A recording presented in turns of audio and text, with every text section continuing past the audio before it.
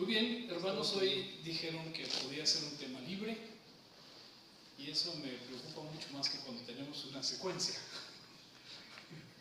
porque siempre hay muchas cosas que decir y entonces empecé a pensar y me estresé un poco y de alguna manera llegué a una situación muy extraña. La iglesia hace muchos años era muy diferente.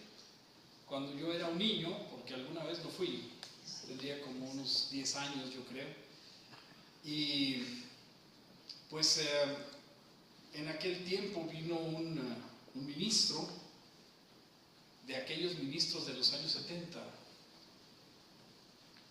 tal vez, gracias, tal vez te acuerdas del hermano Leonel. Me acuerdo yo. ¿Te acuerdas tú, hermano? Sí. Eras más pequeño que yo. Fíjate, Era un ministro de aquellos que solían predicar del fin del mundo, pero te duraba como 3 semanas la inquietud y la angustia de que no eras digno y que era una presión realmente, porque no es que estuviera mal, sino que ellos no querían asustarte, querían apremiarte, que era necesario acercarnos a Dios. Y era un hombre grande, era un hombre moreno, a mí se me figuraba Martin Luther King, ¿te acuerdas? Y tenía una voz fuerte, muy poderosa, total de que me asustó bastante en el sermón que dio y habló acerca de Juan. Y me acuerdo de la impresión que tuve, pero no me acuerdo de lo que dijo de Juan. Entonces dije, yo voy a hablar de Juan, así que el tema se titula El discípulo amado. Y preparándolo, me doy cuenta de que tenemos muchas enseñanzas, como todas las historias que hay en la Biblia, y eso es lo que me gusta de preparar un tema, de encontrar, de saber. Me llama mucho la atención que la escritura está ahí desde hace siglos, y desde hace siglos los predicadores, las personas que estudian por sí mismas, encontramos una beta prácticamente inagotable. Piensa en un momento en que por siglos muchas personas, no sé cuántas, diría yo, miles de personas, están buscando que gotee el agua de la vida de Dios desde las letras de la Biblia. ¿Se lo pueden imaginar? Todo el tiempo encontramos algo nuevo, todo el tiempo encontramos algo que nos va a dar, porque la misma palabra dice, de la palabra, que es como ríos de agua viva. Y eso se me hace muy interesante. Vamos a explorar un poquito esto. Y la Biblia está llena de historias asombrosas. Tanto en el Viejo Testamento como en el Nuevo Testamento hay historias épicas, hay historias emocionantes, hay historias trágicas, crudas, y hay historias inspiradoras. Espero que esta sea una historia inspiradora. Yo aún sigo sorprendiéndome por todo lo que encierra la palabra, aún encuentro novedad en sus temas, y creo que Dios nos va revelando gradualmente verdades que siempre estuvieron ahí. Pero si yo le preguntara cuál es su historia favorita de la Biblia, ¿lo puede pensar por un momento? ¿Quién no se acuerda del Arca de Noé, por ejemplo? A veces las escuchamos cuando muy niños y nos dejaron una impresión. ¿Quién no recuerda, por ejemplo, pues no sé, las historias que todos sabemos, Sansón y Dalila, las historias que hemos escuchado y que nos dejaron una impresión? Por supuesto, el Jesús dormido en la barca. ¿Cuántas veces hemos escuchado historias que nos dejan una impresión? A veces hasta una impresión equivocada, pero nos hacen estar reflexionando en la palabra de Dios. Eso es lo que yo quisiera que hiciéramos hoy, para que podamos aprovechar, para que podamos aplicar todas estas historias en nuestra vida. Lo más impresionante de estas historias no es solamente la sencillez con las que transmiten enseñanzas, sino la profundidad que llega a tener por mostrarnos el poder de Dios y su efecto aplicado en nuestras vidas. ¿Me dicen amén? Amén. Cada vez que pensamos en ello, tenemos que ver cómo encontramos a Jesús en la letra, cómo encontramos la aplicación directa en nuestras vidas. Me sorprende también que podemos nadar así en la superficie, pero también podemos bucear a más profundidad y encontraremos cosas muy novedosas. Estas historias nos hablan de un Dios cercano que está interesado por quienes lo buscan o lo buscamos, y ya sabemos que la Biblia contiene la palabra de nuestro Dios, y porque la palabra de Dios es viva y eficaz, dice Hebreos, y más cortante que toda espada de dos filos, y penetra hasta partir el alma y el espíritu, las coyunturas y los tuétanos. Y ponga atención en esta palabra, dice, discierne los pensamientos y las intenciones del corazón. Dígame discernir. ¿Qué es discernir? Discernir es hacer una diferencia, pero muy cuidadosamente calculada. No es solamente decir, esto se diferencia, sino tener las razones suficientes para discernir, habiendo analizando, poder hacer una elección entre dos cosas. ¿Le dicen amén? Así que discernir espíritus, por ejemplo, que es la frase más común asociada con nuestro lenguaje bíblico, es verlos, escucharlos, porque muchas veces estas diferencias son confusas, son sutiles, son difíciles de ver. ¿Qué en realidad alguien nos está diciendo? Si nos acerca a Dios o si nos acerca a Dios. Discernir es poner mucha atención en lo que está sucediendo para poder tomar una mejor decisión. Dice que la palabra de Dios discierne los pensamientos, los nuestros, y las intenciones del corazón. Qué interesante. Entonces, leyendo la Biblia podemos saber realmente si nosotros estamos haciendo lo correcto, si estamos haciéndonos locos, lo diría en este término, o si realmente no estamos profundizando en lo que la Biblia nos quiere decir. No solamente es entender, que digas, no, sí entiendo, pero una cosa es comprender y otra cosa es discernir. ¿Me dicen amén? Así que la Biblia nos va a ayudar a discernir realmente qué estoy pensando. Yo sé lo que estoy pensando, pero a veces paso esto por un lado y no profundizo, no puedo tener el discernimiento que hace falta. Las historias de la Biblia nos permiten ver con otros ojos, pónganme atención, oír con otros oídos y entender otros pensamientos. Nos permite ver una parte de la mente infinita de quien inspira la Escritura. Es decir, al ver estas historias vemos un poquito con los ojos de Dios, un poquito oímos con los ojos de Dios, con los oídos de Dios, y también un poquito podemos ver la mente de Dios en cada una de ellas. Pónganme atención. El discípulo amado, así se le conoce a Juan. Le conocemos por nombre, Juan, el hijo de Zebedeo, y también por el apodo que más se utiliza es el discípulo amado. Amado por Jesús, tenía un estatus importante entre los 12 que seguían a Jesús. Hablaremos de este personaje del Nuevo Testamento, un elegido llamado directamente a ser apóstol. Porque Jesús lo vio en el mar de Tiberíades, en el lago de Galilea, y le habló directamente a él para que lo siguiera. Era un pescador que formó parte de los más cercanos de Jesús. Lo conocemos por el nombre, decía, y por el apodo. Su nombre es Juan, hijo de Zebedeo, y según algunos eruditos su mamá se llamaba Salomé. Y según algunas historias también Salomé pudo haber sido familiar de María, la madre de Jesús. Qué interesante. Todos vivían ahí en Capernaum, en la misma zona. Y entonces me pregunto, y siempre me ha llamado la atención, ¿sí?, lo que dice aquí la Biblia. Pasando de ahí, hablando de Jesús, un poco más adelante vio a Jacobo, que también se llama Santiago, vio a Jacobo, hijo de Zebedeo, y a Juan, su hermano, también ellos en la barca que remendaban las redes. Estaban ahí en ese lugar. Jacobo y Juan son hermanos, son hijos de Zebedeo. Su papá es un hombre que diríamos un pequeño empresario que tenía algunos botes, tenía redes, tenía trabajadores, y prácticamente ellos dos estaban en una posición acomodada, sino rica, y tenían el futuro asegurado, heredarían esta empresa, y estaban ahí trabajando con su papá. Cuando llegó Jesús, los llamó, y dejando a su padre Zebedeo en la barca con los jornaleros, los siguieron. Siempre me llama la atención porque me pongo en el lugar de Juan y de Zebedeo, es decir, de Juan y de Jacobo. Y digo, bueno, ¿estarías tú en tu trabajo, en tu empresa familiar, y pasa por ahí alguien y te dice, ven y sígueme? ¿Y qué haces tú? ¿Dejas todo y lo sigues? ¿Habían pensado alguna vez en esto?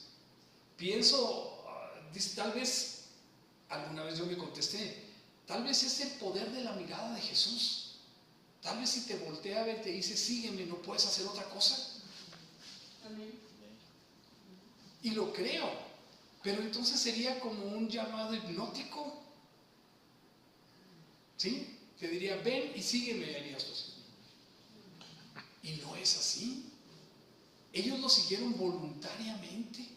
¿Sí? En otra parte de la Biblia dice que les dijo: los voy a hacer pescadores de hombres, les voy a dar otro trabajo distinto. Pero me sigue llamando mucho la atención porque dejan todo. Podían dejar a su papá porque había trabajadores y porque quizás no se note que se vayan los juniors, los hijos del patrón, y se queda ahí todo el trabajo funcionando. Quizás no es esa la gravedad, pero como ellos dos se levantan y se van en pos de Jesús. Y antes había también llamado a Pedro en unas circunstancias muy parecidas, ¿sí? Pedro y Andrés también eran pescadores. Hay quienes dicen que eran socios de esa parte del mar de Galilea, y ahí estaban todos como una pequeña empresa pesquera.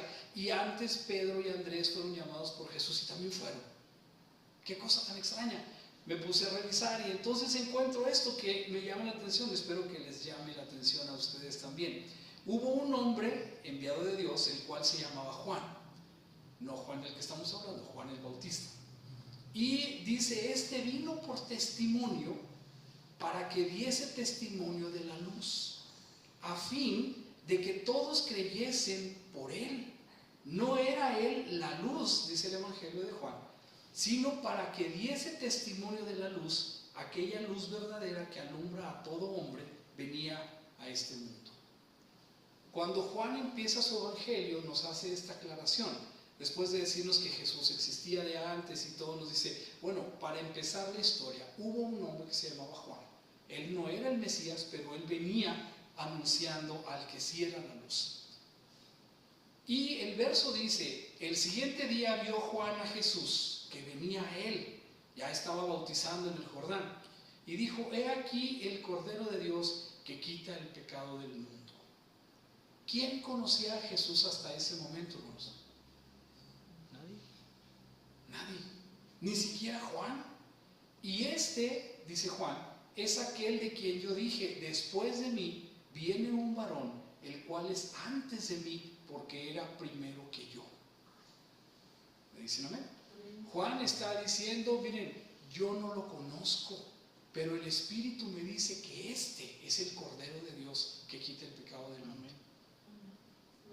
En ese momento ellos, los que seguían a Juan, porque eran muchos, ¿sí?, se dan cuenta y dice: este es el varón del que yo les he estado hablando, que viene después de mí, el cual no soy digno ni de ser su esclavo, ni siquiera de desatar las sandalias de sus zapatos. Y entonces dice Juan mismo: y yo no lo conocía, mas para que fuese manifestado Israel, por esto vine yo bautizando con agua.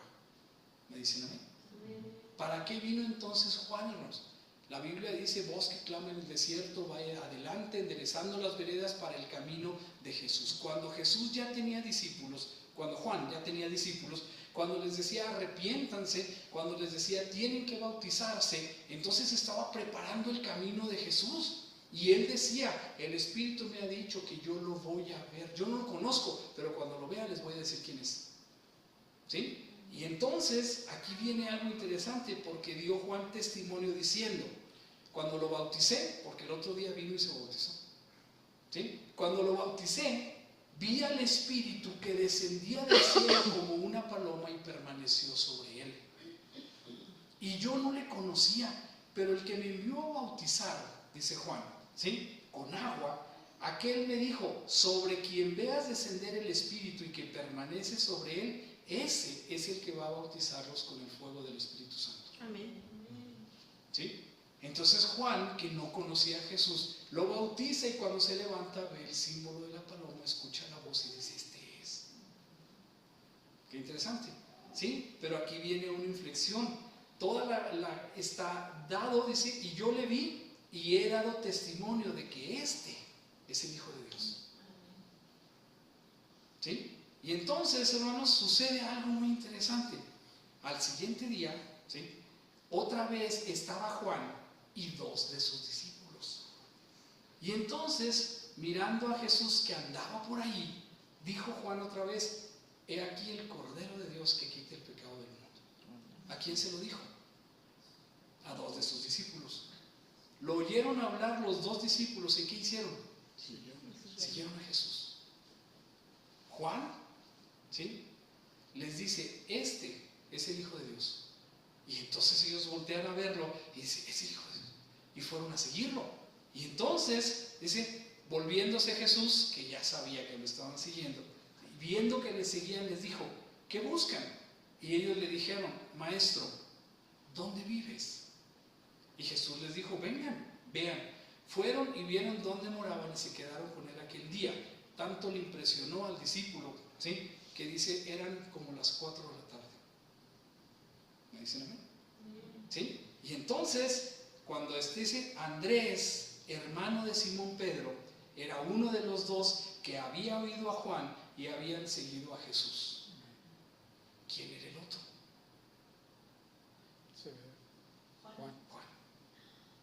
Juan en su libro, en su Evangelio de Juan, casi nunca dice yo Juan. Él dice había otro discípulo, ¿sí? Había otro discípulo, porque como que no se quiere dar fama, es un misterio. ¿Por qué Juan está ausente del libro de Juan? Casi nunca encuentran el nombre de Juan, como que él quiso permanecer un poquito anónimo. Y entonces dice, el discípulo al que Jesús amaba. Otro discípulo que andaba por ahí, como disimulando un poquito, dice Andrés, el hermano de Pedro, era uno de los otros. Y el otro era otro discípulo, pero resulta que es él, como vamos a ver más adelante. Está escrito en el Evangelio de Juan. Entonces, hermanos, ¿sí?, mi pregunta está contestada. ¿Por qué cuando Jesús se para delante de ellos y les dice, ven y sígueme, se levantaron y lo siguieron sin chistar? Porque Juan les dijo. Porque Juan ya les había dado testimonio, ya les había dicho, este es el Hijo de Dios. Ellos no lo conocían, ¿sí? Juan tampoco lo conocía, pero como ellos confiaban en Juan y con Juan había dicho, el que me envía a bautizar con agua también me ha dicho, cuando yo dé testimonio, ellos ya lo conocían, ya habían ido a platicar con él. Solamente fue al día siguiente o un poco después que Jesús pasó y les dijo, a ver, ustedes dos, vengan para acá. Y los otros, ya impresionados por quién era Jesús, se levantaron y lo siguieron. La pregunta es, ¿lo conocían? ¿Sí? Lo esperaban, hermanos. Todavía no lo conocían bien, todavía no estaban totalmente convencidos. Recuerden las historias que conocemos del principio y vemos que quizás no estaban bien convencidos, pero tenían esta inquietud. ¿Me dicen amén?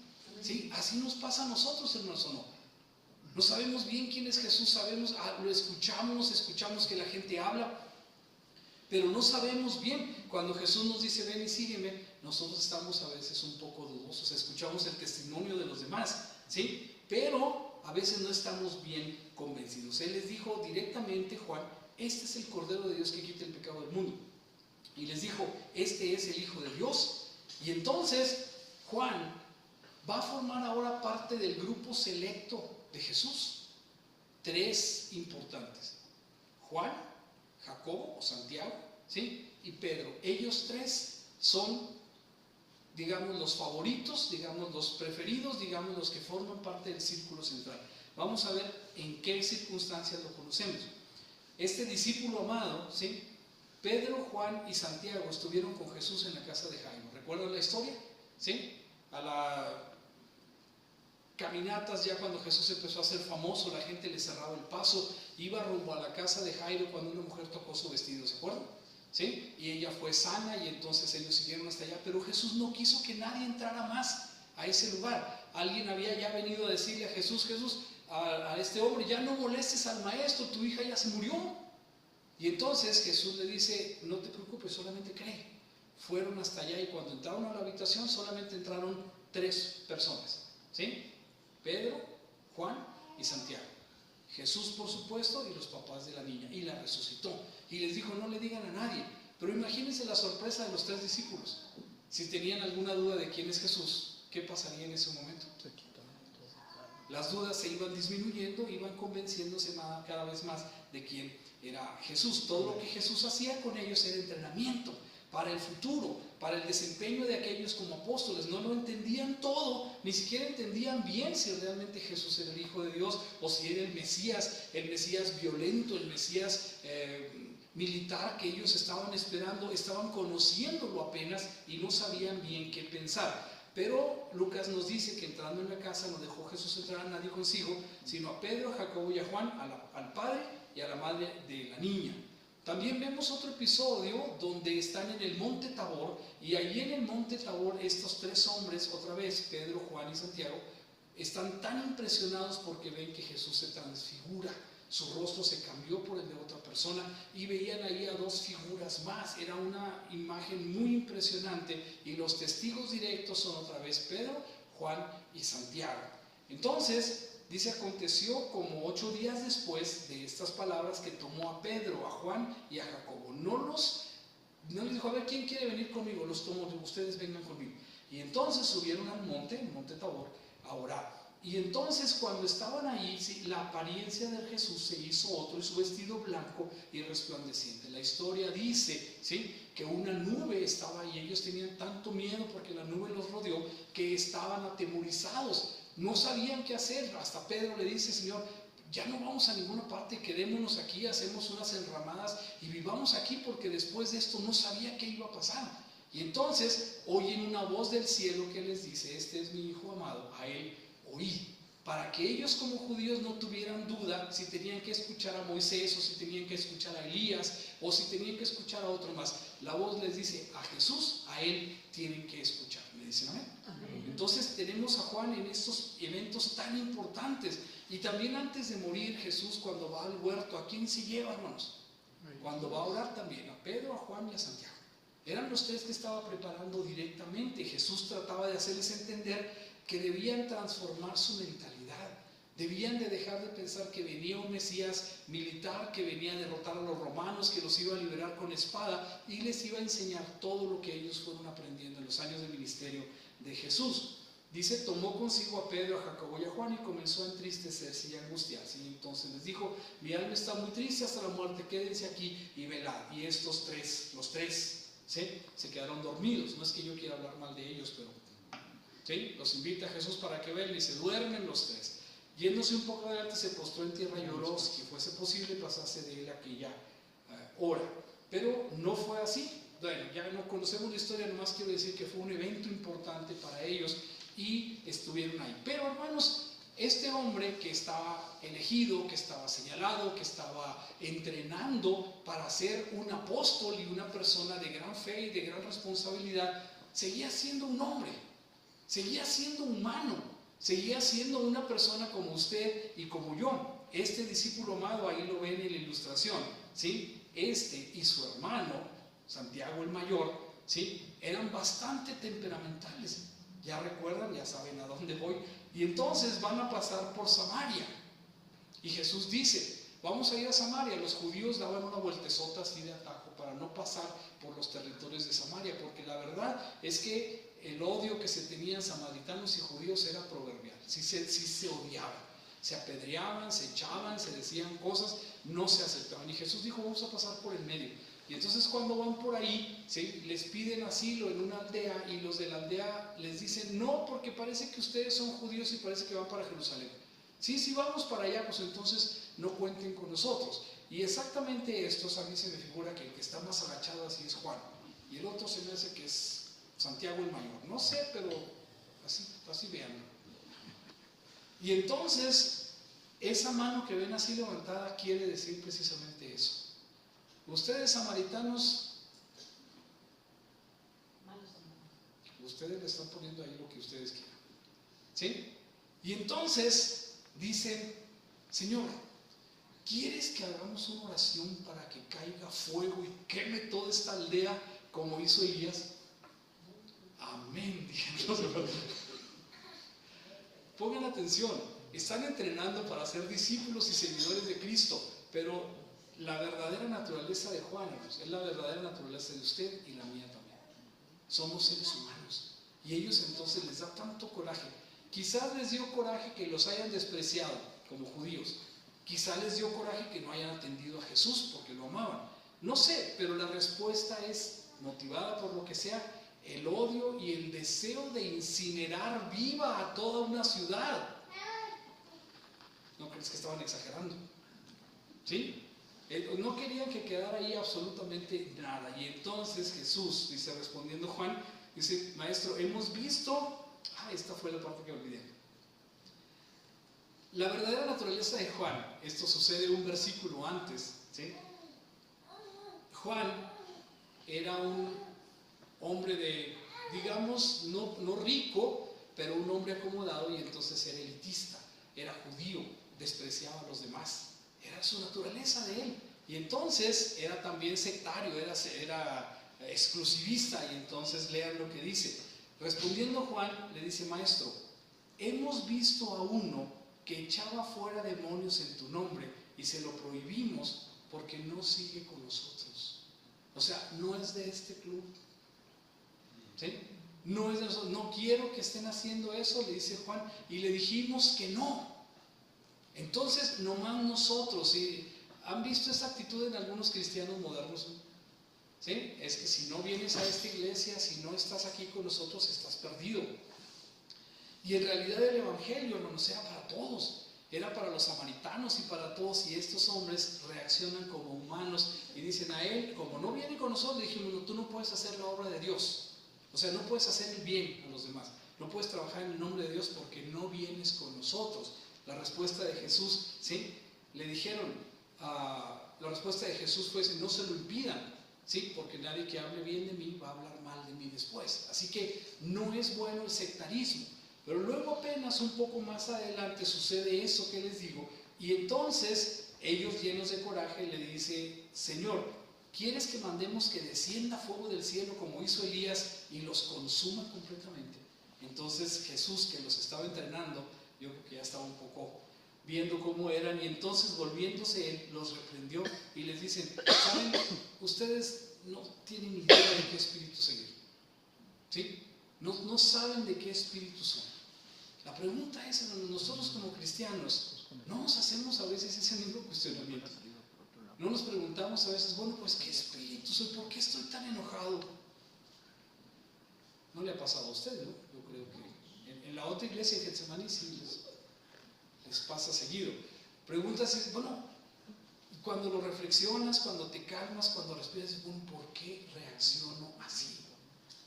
¿Por qué la naturaleza del ser humano? ¿Por qué estoy tan enojado? ¿Por qué me ofendió tanto? O sea, no tiene importancia, pero hasta que lo razonas, o quizás ni lo razonas, o quizás antes te enojaba mucho y ahora no, pero quizás antes te enojaba y ahora te enoja más. Entonces, hermanos, tenemos que ver que la naturaleza del hombre está ahí, pero Jesús nos dice una gran lección, y es que realmente nosotros, ¿sí?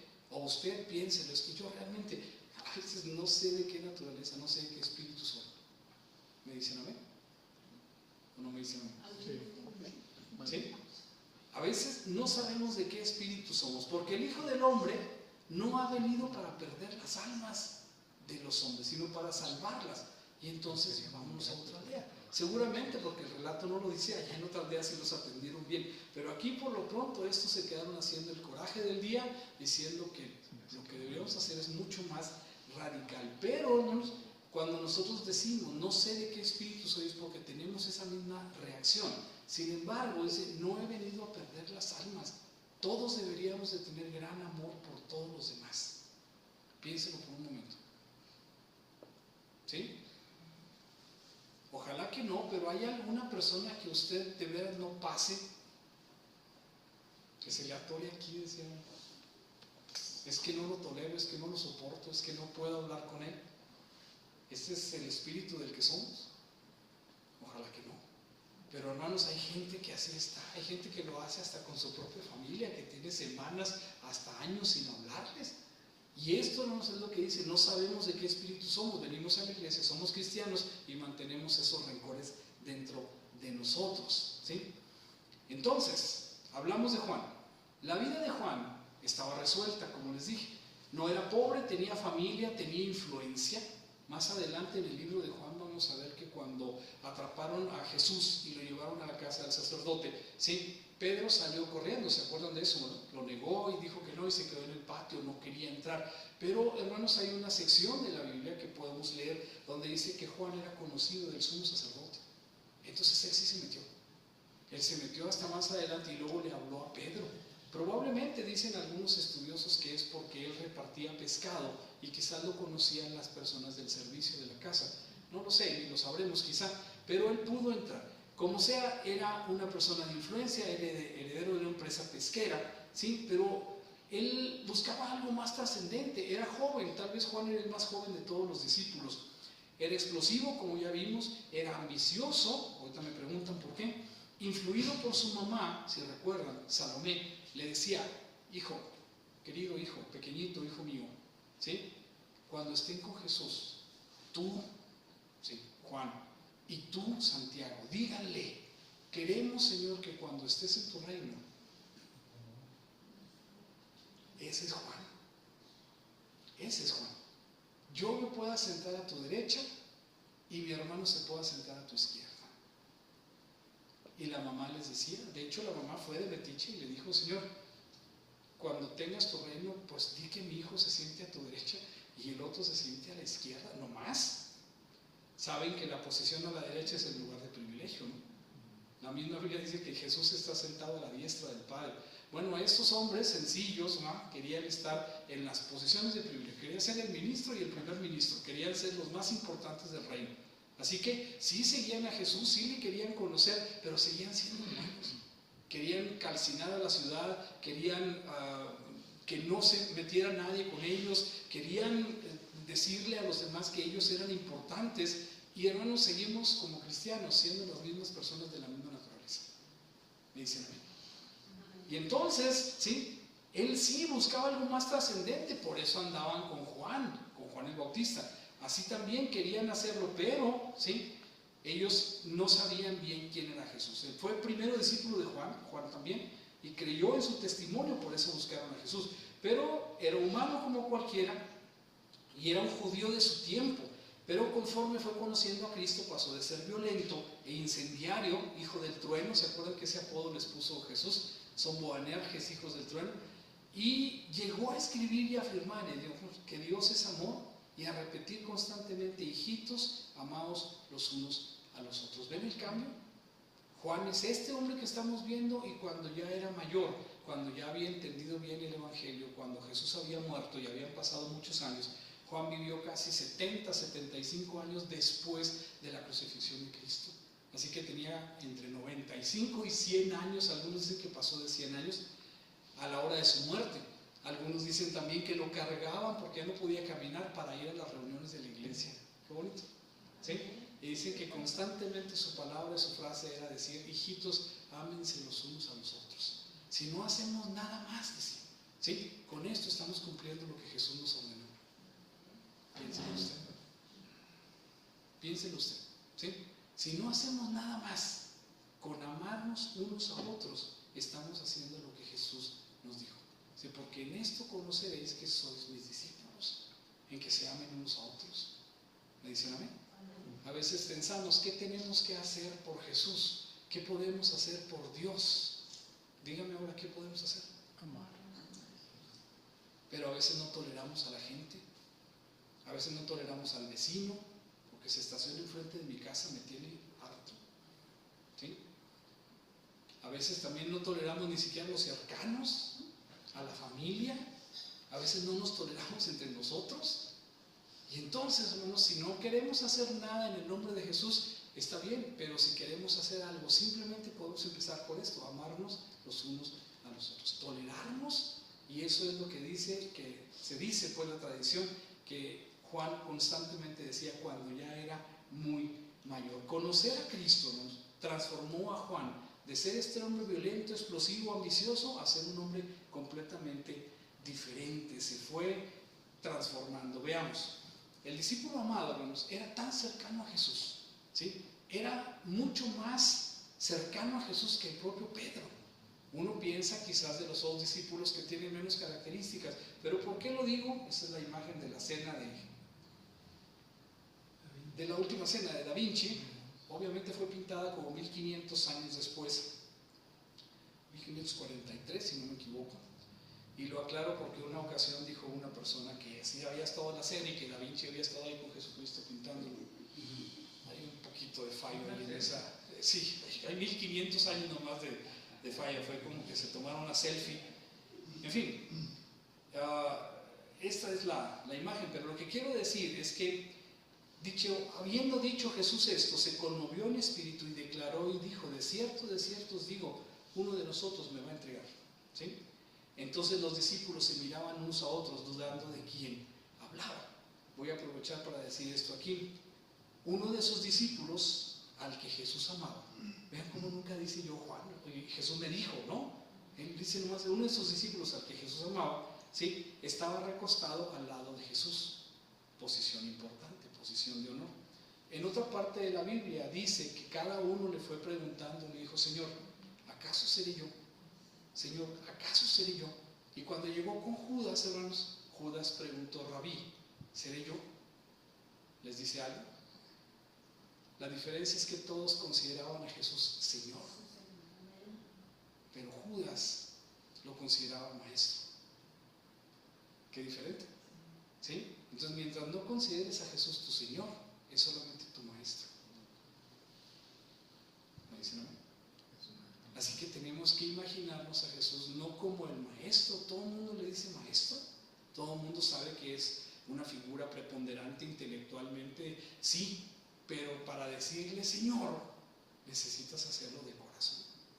Cuando Judas le dice, Rabí, seré yo, ¿sí? Todavía no dicen. Aquí en este evangelio dice que Juan estaba recargado junto a Jesús. Y entonces vean, esto es muy interesante, porque casi nunca cuando lo vemos aquí es la misma historia que hemos visto siempre. Pero vean lo que dice, a este pues hizo señas Simón Pedro. Entonces Pedro lo vio que estaba ahí recargado y dijo, ¿sí me explico? Y Juan así,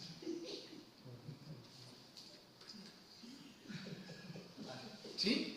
¿De qué otra forma? No estoy haciendo más que señas en arameo, ¿no? Pero es lo mismo. ¿Sí? Y entonces las señas en arameo se entienden en cualquier idioma, ¿no? ¿Sí? Entonces dice, para que preguntase quién era aquel, ¿no? Para tomar las medidas, porque este también era bastante violento. Él entonces, recortado cerca del pecho de Jesús, le dijo, Señor, allá está Pedro, que no me deje en paz. No, le dijo, Señor, ¿quién es? ¿Sí me explico? Pero detallitos pequeños que no vemos. Pedro respetaba el lugar de Juan. Pedro decía, es que este Juan, el discípulo amado, pues a él sí le va a hacer caso. Y entonces le hace las señas y le dice, dile, pregúntale quién es. Así que Pedro conocía que Jesús amaba a Juan. Le hace señas porque con esa confidencia que tenía con Jesús, él podía saberlo. Y entonces, ¿sí? Hay otro evento más adelante también, porque todos, hermanos, cuando Jesús es capturado, huyen, menos uno, y las mujeres. ¿Sí? Y aquí está, esta es una imagen de la Pasión de Cristo, si no me equivoco, de Mel Gibson. Y entonces vemos aquí que ese Juan era más fiel que Pedro, hermanos, porque cuando sucedieron las cosas, Pedro había dicho, Señor, yo no te voy a negar nunca, y yo por ti me voy a morir y demás. Y pasados un ratito ya estaba huyendo y hasta maldiciendo que lo escucharan decir palabrotas para que dijeran, no, pues este no es de los discípulos. Pero Juan no negó a Jesús, no huyó y estuvo al pie de la cruz junto con las mujeres. Lo voy a decir más rápido también. Fue el primero en creer a María Magdalena que Jesús había resucitado. El primer día de la semana, dice, muy temprano vino María Magdalena a buscar a Jesús al sepulcro y ya no lo vio. Entonces salió corriendo y fue y buscó. ¿A quién buscó, hermanos? A los discípulos. ¿Quiénes le escucharon? Le escucharon Pedro y el otro discípulo. ¿Sí? Y fue Juan. Y entonces, miren lo que dice. Corrían los dos, tanto Pedro como Juan. Corrían, pero Juan era más joven. ¿Sí? Y entonces dice aquí, el otro discípulo, sin decir quién era, pero el otro discípulo, o sea, el otro, no piensen que yo, dice Juan, pero el otro discípulo corrió más a prisa que Pedro y llegó primero al sepulcro. Así que fue el primero que creyó, fue el primero que llegó. Pero llegando ahí le dio miedo. Dijo, no, esperó a Pedro y luego ya entraron entre los dos. Pero el primero que corrió, y corrió rápido, fue Juan. También, ¿sí?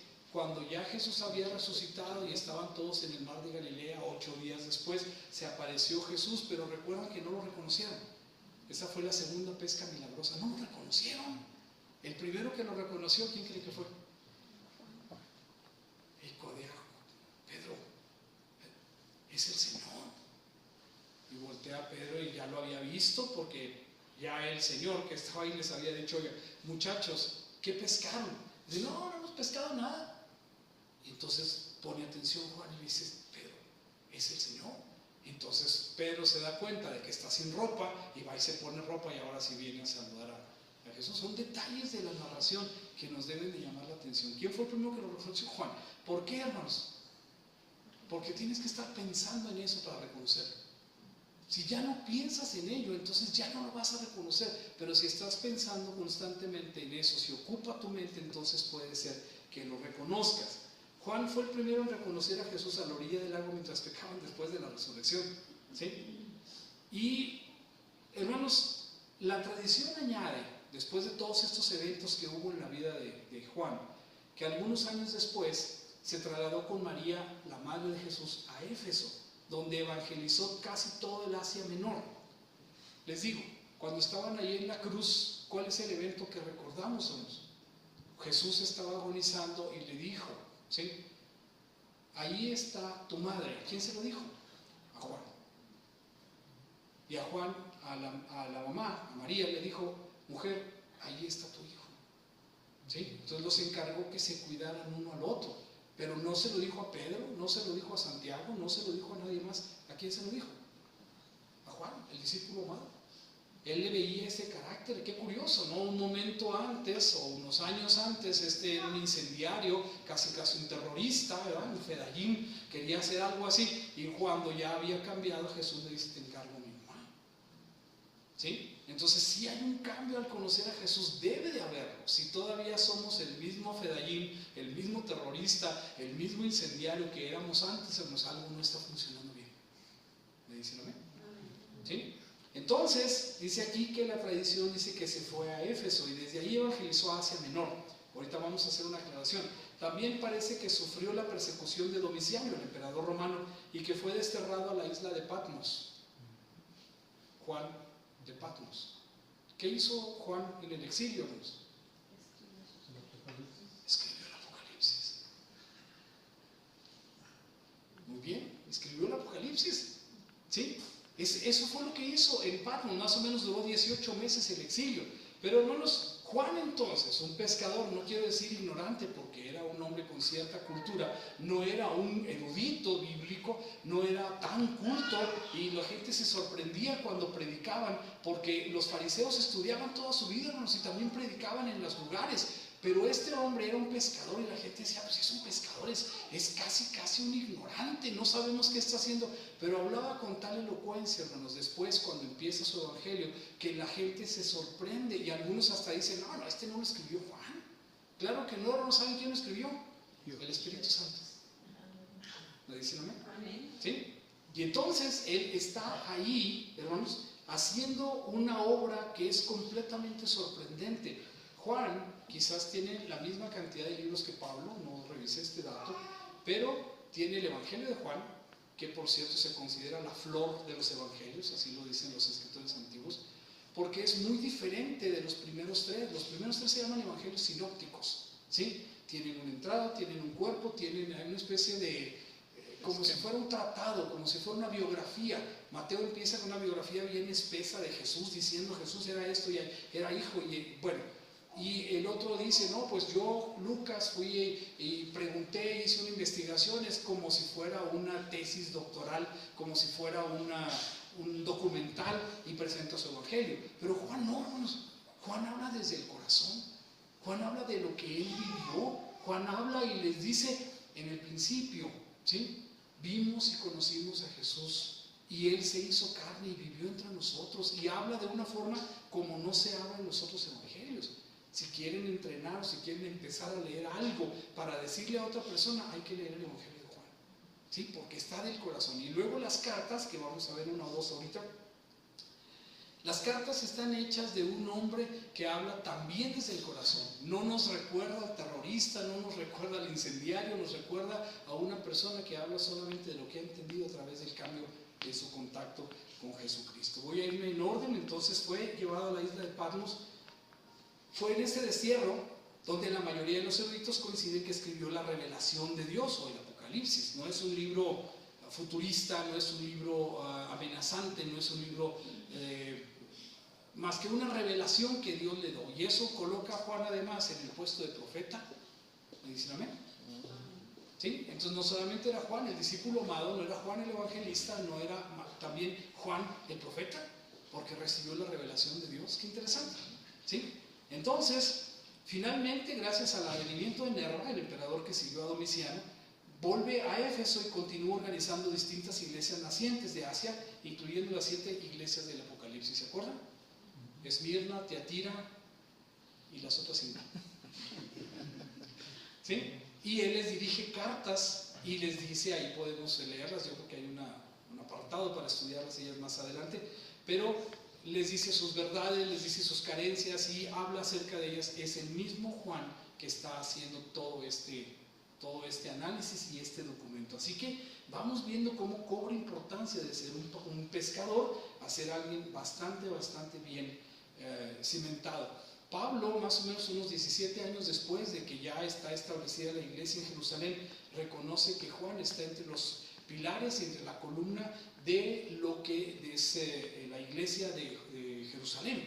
Entonces Juan sigue por ahí todavía, aunque ya se separa un poquito del libro de los Hechos y no vemos más de su obra, pero sí estuvo en Éfeso, sí evangelizó en Asia.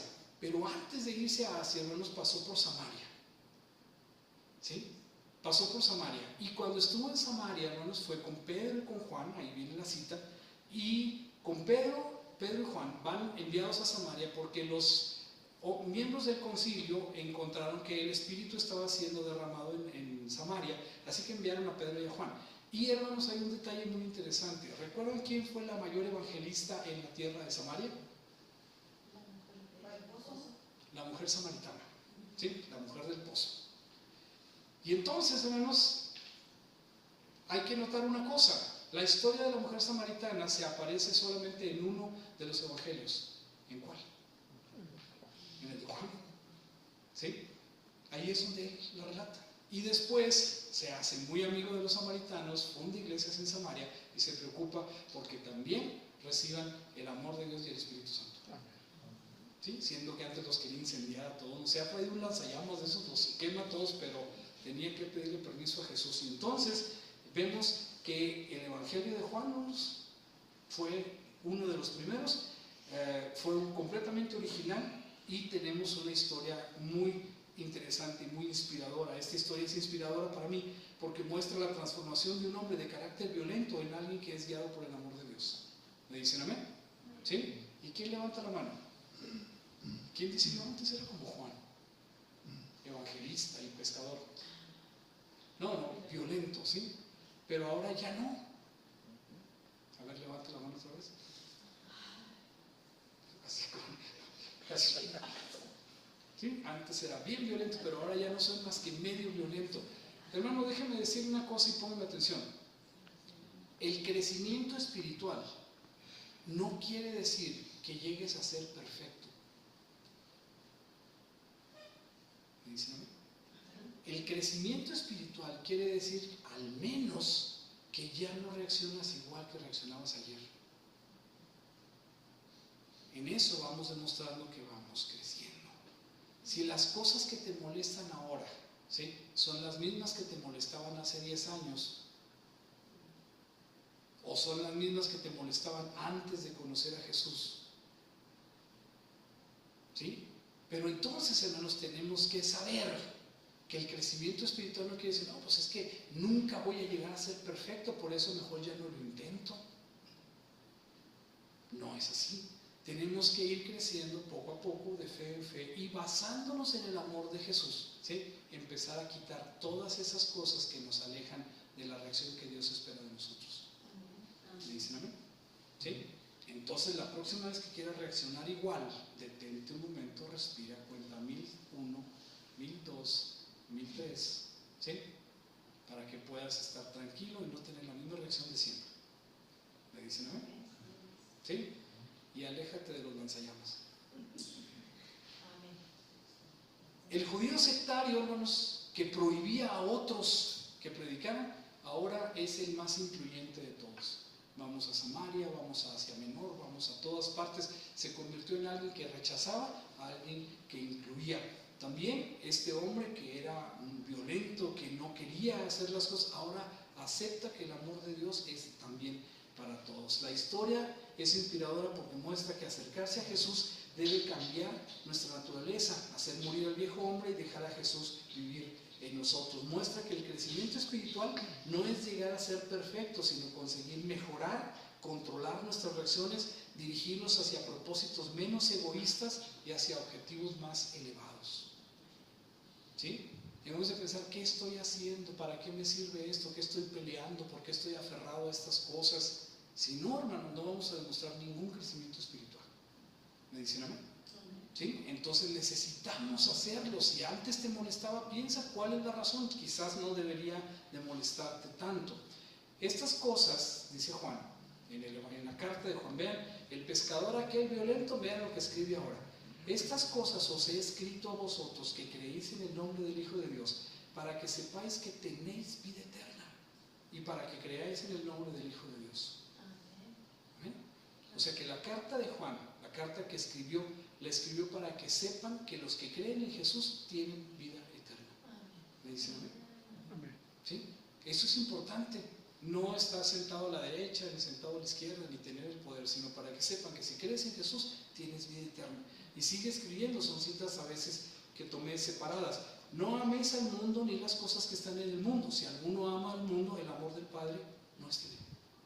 O sea que nuestros objetivos deben ser más arriba de lo que es el mundo.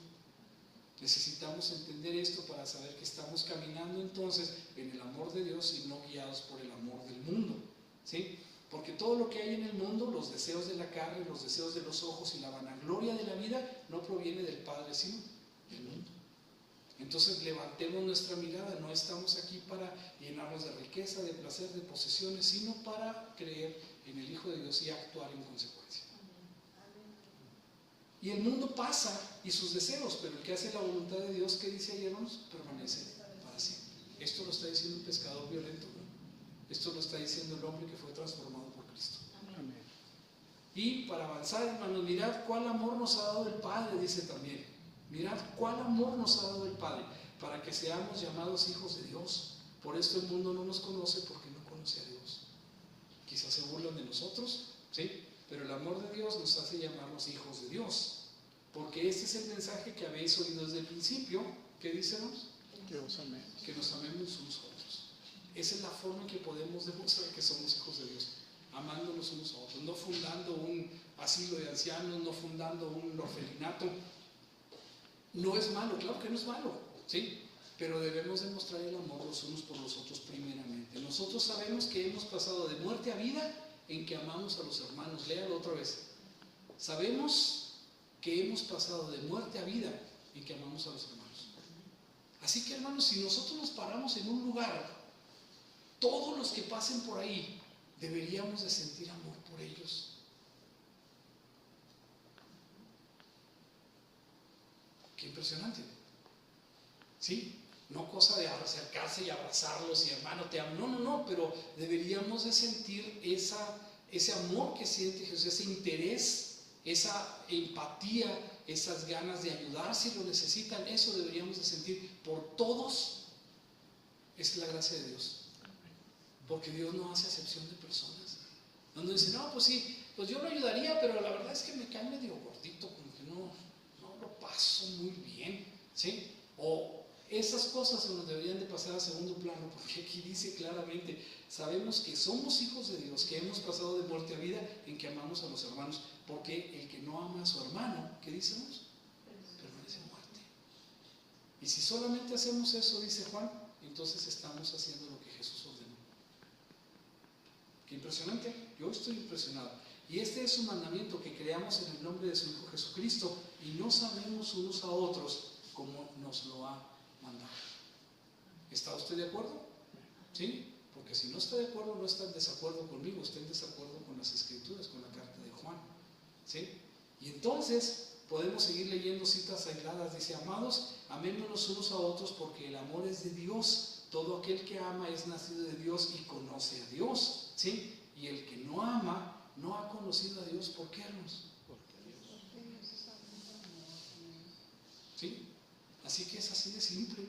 Si tú dices que amas a Dios, pero odias a tu hermano, entonces, y hay uno que se me pasó poner, no, creo que no lo puse, donde dice, si alguien tiene para vivir bien y ve que su hermano está batallando y no hace nada por él, ¿sí? El tal no ha conocido a Dios. ¿Otra vez? Entonces nos estamos llamados a tener compasión y a movernos a misericordia por los demás, por nuestros semejantes, ¿sí? En esto consiste el amor, no en que nosotros hayamos amado a Dios, sino en que Él nos amó a nosotros. Esa es la razón más simple, ¿sí? Y envió a su Hijo en propiciación por nuestros pecados. Debemos dejar de ser como éramos antes, así como Juan, ¿sí? Incendiarios y terroristas. No, nos debemos de empezar a trabajar como Juan. Debemos de creer en este amor y debemos renovarnos, debemos nacer de nuevo. Ese es el mandamiento. Y luego dice, en el amor no hay temor, porque el perfecto amor echa fuera el temor. ¿Sí? ¿Temor de qué? Temor del juicio. Si nosotros tenemos amor por nuestros semejantes, ¿qué temor tendremos del juicio? Ninguno. ¿Sí? Porque ¿cuál es el mandamiento más grande de todos? Le preguntaron a Jesús. Y Jesús no contestó así nomás. Dijo, Shema Israel. Oye Israel, Jehová nuestro Dios, Jehová uno es. ¿Y el segundo mandamiento? Amar a tu prójimo. Así que si amas a Dios, como creo que lo hacemos, no estamos mal. ¿Sí? ¿Qué nos falta? Ve y vende todo lo que tienes. ¿Sí? Entonces nos falta el amor al prójimo. Aquí dice, hermanos, nosotros le amamos porque Él nos amó primero. Y nosotros tenemos este mandamiento de Él, el que ama a Dios, ame también a su hermano. ¿Sí? Y eso es lo que tenemos que hacer. Ahora, casi por último, hay algo que tenemos que hacer, hermanos, renovar nuestro entendimiento. Lo puse con mayúsculas. ¿Sí? Otra cosa que tenemos que hacer es llevar cautivos los pensamientos a Cristo. ¿Qué quiere decir esto, hermanos? Que nuestros pensamientos recurrentes, nuestros pensamientos malos, nuestros pensamientos rebeldes, debemos de cautivarlos y no llevarlos con Cristo. Dice, mira, Señor, estos pensamientos me andan revoloteando en la cabeza. ¿Sí? No está mal, los pensamientos son automáticos, vienen a la cabeza. El problema es cuando los empiezas a escuchar, cuando los dejas que se queden ahí. El problema es cuando les das espacio, cuando los dejas que aniden. Consideremos a los malos pensamientos como cuervos, ¿sí? No tiene nada de malo, ahí andan los cuervos, está bien, ¿sí? Pero si los dejas sentarse, si los dejas entrar, si los dejas estar y acomodarse, entonces estamos en problemas. Esos son los que hay que capturar y llevarlos a Cristo y decirle, Señor, ¿cómo ves? Esto es lo que ando pensando, qué vergüenza. ¿Sí? No se me quita de la cabeza. Eso es lo que tenemos que hacer, llevarlos cautivos a Cristo. ¿Me dicen amén? ¿Sí? Por lo cual, desechando toda inmundicia y abundancia de malicia, recibid con mansedumbre la palabra implantada, la cual puede salvar nuestras almas. ¿Por qué lo puse, hermanos? Porque una vez que quitamos y arrancamos todos esos pensamientos como cuervos o como hierba mala, ¿sí? Dejamos el terreno limpio. ¿Sí? ¿Qué tenemos que hacer en ese terreno? Implantar la palabra de Dios. ¿Me dicen algo? ¿Cómo se implanta la palabra de Dios en nuestro pensamiento ahora que ya lo limpiamos y lo quitamos de maleza y de cuervos y de todo? ¿Cómo se implanta? Leyendo la Biblia, orando, meditando. ¿Me dicen algo? ¿Sí? Ahora, un ejemplo que quiero poner. ¿Recuerdan aquella parábola del hombre que estaba poseído por un demonio y que Jesús lo sacó y lo expulsó, según lo que dice ahí en la historia? Dice que el espíritu, después de andar vagando por muchos valles, dijo, voy a regresar a ver cómo está aquel hombre en el que habitaba. ¿Se recuerdan? Y cuando llegó y lo vio, dice que encontró aquello como si fuera una casa. ¿Y cómo estaba esa casa, hermanos? Estaba limpia, estaba desocupada y estaba ordenada. ¿Sí? Le echó un vistazo y dijo, mira, voy a ir por otros 7 peores que yo y vamos a venir a ocupar esta casa otra vez. ¡Qué miedo! ¿Sí? Vamos a suponer que usted sea esa persona y que los demonios salieron de usted, o ese demonio en particular salió de usted. ¿Sí? Ahora, ¿cómo está su casa? Está limpia y está ordenada. El problema y la clave es la palabra vacía. ¿De quién debería estar llena? De la palabra implantada y de Dios. Si Jesús mora en nuestro corazón, ese demonio va a venir y va a decir, está limpia, está ordenada, pero ya está ocupada. ¿Sí me explico? Entonces esa es nuestra preocupación. Tenemos que llenarnos de las cosas de Dios, tenemos que implantar la palabra en este terreno para que lo que está afuera no pueda entrar dentro de nosotros, sino que lo que nos llene sea el Espíritu de Dios. ¿Me dicen amén?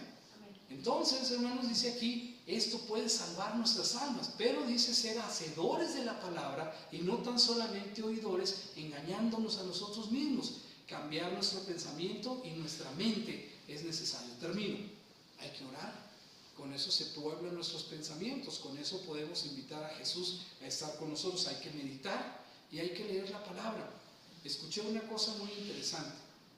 Cuando leemos la palabra, hermanos, parece que no pasa nada, pero sí pasa. Sí pasa, porque haciendo esto, nuestros pensamientos, más bien sus pensamientos de Dios, se harán nuestros pensamientos. Haciendo esto de leer la palabra, veremos al mundo con sus ojos. Haciendo esto de leer la palabra, oiremos con su oído, sentiremos con su corazón y pensaremos con su mente. Renovaremos nuestra habitación y nos llenaremos del amor que cambió también a Juan, de hijo de trueno, a discípulo amado. ¿Me dicen amén? ¿Sí? Pónganse de pie, hermanos, vamos a orar para que Dios nos ayude en esto que tenemos que hacer.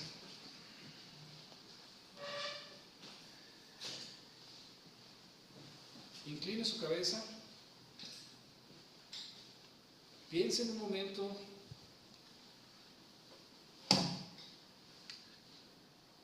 Y dele gracias a Dios. Dele gracias a Dios, porque así como eligió a los apóstoles, así también Él nos eligió a cada uno de nosotros. Eso dice la palabra. Dele gracias a Dios porque nosotros le amamos porque Él nos amó primero. Y dele gracias a Dios porque podemos entender, porque está en la palabra para que nosotros podamos escuchar.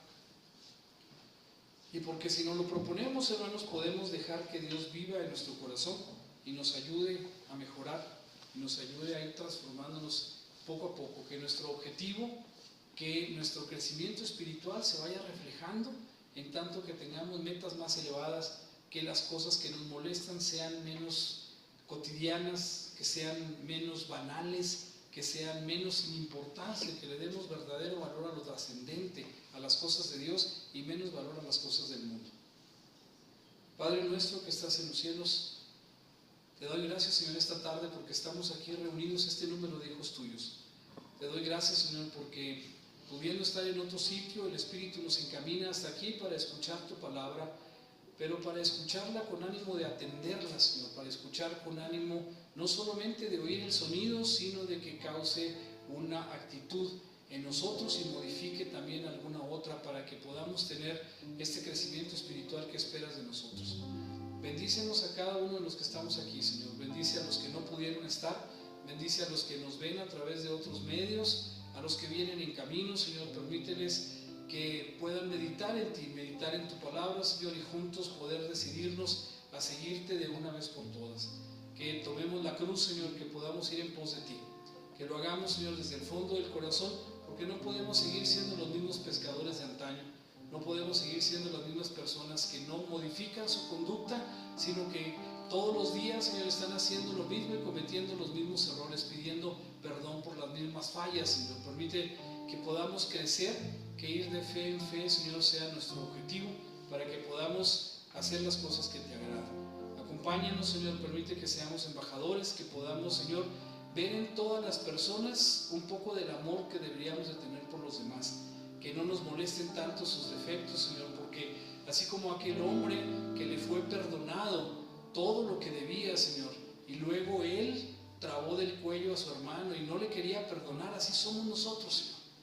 Nosotros queremos que tú nos perdones todo, pero no podemos perdonar a nuestros semejantes.